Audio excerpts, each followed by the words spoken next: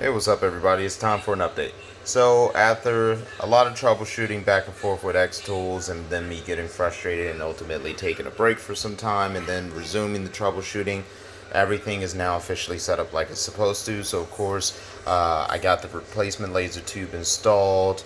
I ultimately had to refill the coolant that's behind this wall. I got that taken care of, so that coolant is now done.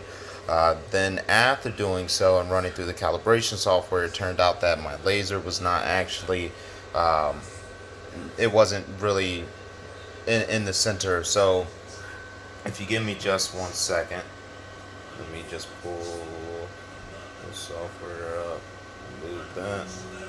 So you have a reflector here where the laser comes out and then it reflects from there into the head.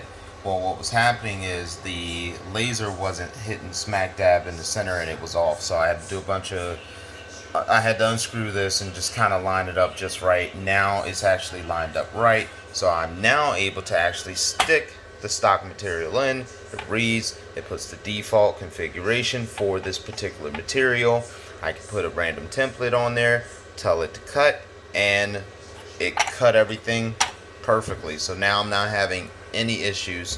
So I can actually go back to something I was toying around with, which this is going to be interesting. I found this image online.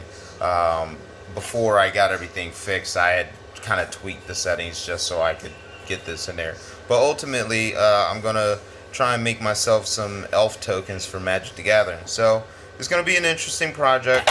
I'll keep everybody informed and updated. But yeah, we're good. We're up and running.